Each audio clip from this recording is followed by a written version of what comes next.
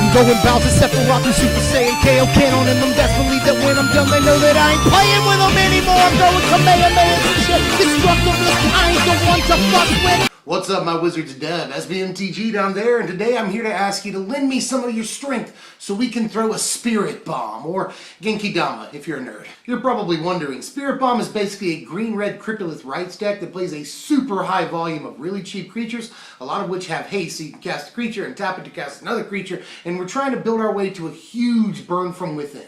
Pretty simple, but there's a lot of creatures at the low end of the spectrum to choose from, and they all do cool different stuff for us. So let me take you through that, and just in case you're wondering, my favorites are Vegeta, Krillin, and Tien in that order. Before I take you through the creatures, we're playing 32 creatures in the deck. I do want to take you through all 8 of the non-creature spells that we're playing. I've already told you about them, but I might as well go ahead and make it official. 4 copies of Cryptolith Rite and 4 copies of Burn from Within. One is sort of the focal point of the deck, and the other is how we win, mostly, in the deck. Cryptolith Rite, a lot of these Rites decks will play 3 Cryptolith Rite, but I really want to make sure that we get to Cryptolith Rite. I play 6 copies if I possibly could, seriously. So we don't have many ways of tutoring it. We do have some ways of drawing into it. That's good, but I just want to make sure that we get Cryptolith Rite. Not only that, but some decks play main deck enchantment removal, like Nahiri, and obviously Dromoka's Command is a big one out of Bant Company.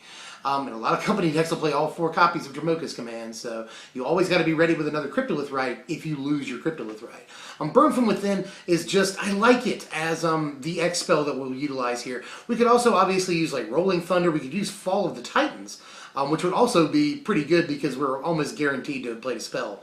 Because we're playing a bunch of 1-mana creatures in the deck. Fall of the Titans would be good, but I do like Burn from Within a lot because it costs the least that it could possibly ever cost no matter what, even if we haven't cast a spell already. And we can like get rid of an indestructible guys. I've killed a Nulmog with this before. Although mostly you really just want to go to the dome with this, and sometimes it's going to take a couple of Spirit Bombs to finish him off. But we can get there. So if you cast like 2 Burn from Withins in the course of a game, you've probably won. Not to mention we're playing 32 creatures in the deck, so we can attack for damage too.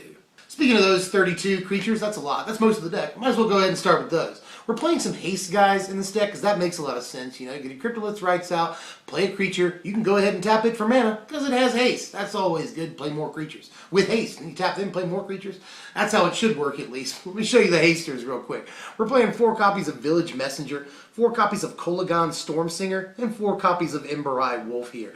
Messenger and Kolaghan Stormsinger are mostly just 1-mana haste guys. I want to play all 8 of those that we can possibly theoretically play in the format right now. It's just important to have 1-mana haste dudes. They make the deck go round. And Embereye Wolf also has haste. It only costs the 2 mana.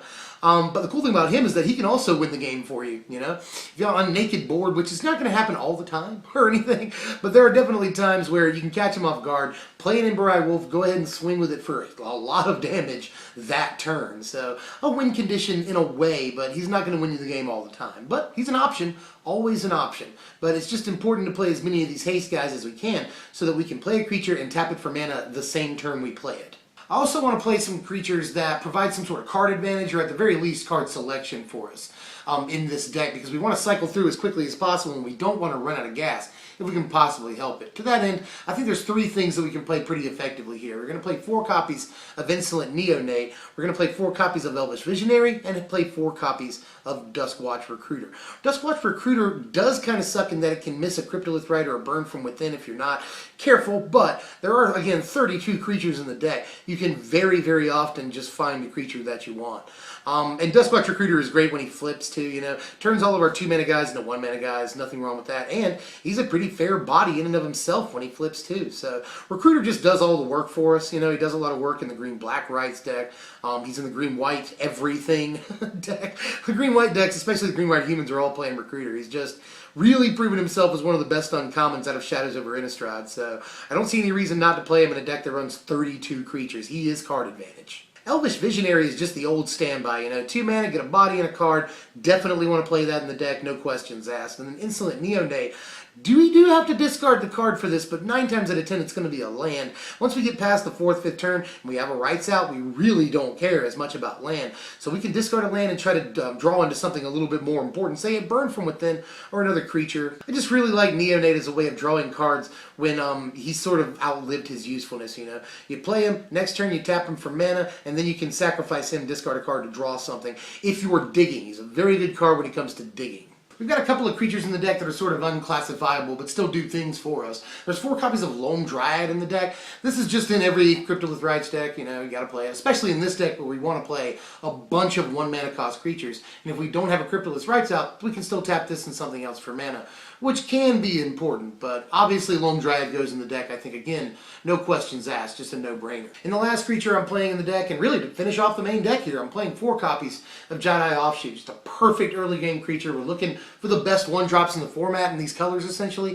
This is definitely one of them. Good blocker in the early game and lets us go a little bit longer. So we get like 3-4 life over the course of the game. So, love Jedi Offshoot. I think it's one of the best cards we can play if we're looking for 1-drops. So, I mean, it's like this or Honored Hierarch. What are you going to play? That was a quick main deck. We're playing 20 lands in this thing right here, and it's pretty cut and dry. And yes, I do want to play the Evolving Wilds. I've already said that after the 4th, 5th turn, we don't care about land, and we hate drawing land, especially because it sort of just throws a monkey wrench into everything and stops us cold. So, hate drawing land. I want to play as few of them as possible. And with Evolving Wilds, a little bit later on in the game, if you draw an Evolving Wilds, it actually makes you feel much better than just drawing a basic land, because you can basically filter 2 lands out of your deck. You know, Evolving Wilds and another basic. Go ahead and thin your deck by 2 lands, which can be really actually very important. Here's our sideboard right here, and it's definitely a work in progress. I really want your input as far as what you would do with this sideboard. We do have some options in these colors, but here's the thing.